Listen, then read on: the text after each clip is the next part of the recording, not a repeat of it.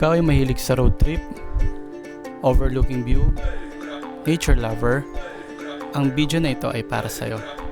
Tara, punta tayo sa Daang Katutubo, sa may taas ng Mapita View Deck, Aguilar, Pangasinan. Tinawag itong Daang Katutubo dahil ang mga residente na nasasakupan ng mga barangay nito ay mga indigenous people. Tulad ng mga ethnic groups na Kankanay, Bago at Ibaloy sa Sitio Mapita at Barangay Lawag.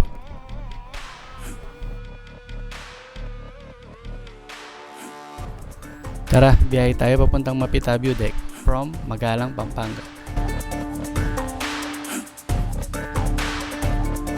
So, nagpa-full tank na tayo dito at good to go.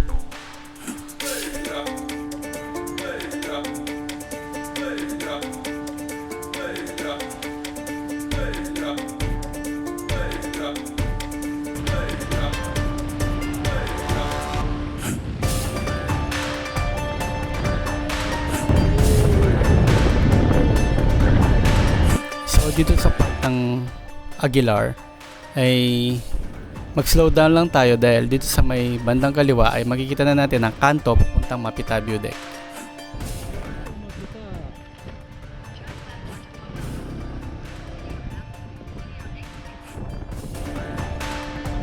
So pagpasok ko dito sa kantong ito, medyo makitid yung daan. So kabilaan, parang sakto lang yung dalawang sasakyan.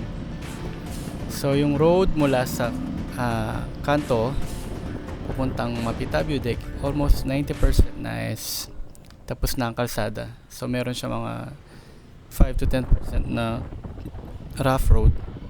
So yun lang, mga 250 to 300 meters lang naman ang layo ng rough road.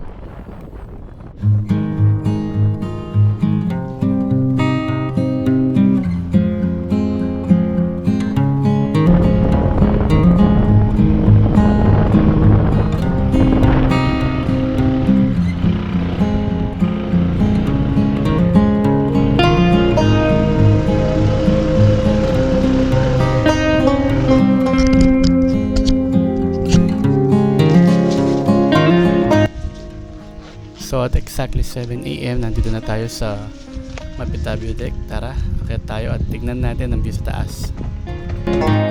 Mapita View Deck. Ayan, akyat tayo doon sa view deck.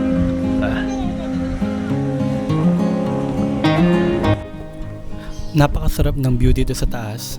Halos kita mo na ang halos kalahati ng Pangasinan, Lingayen Gulf at part ng West Philippine Sea. Pati na rin ang part ng Zambales Range. Ang Daang Katutubo ay mayroon haba na 27.6 kilometers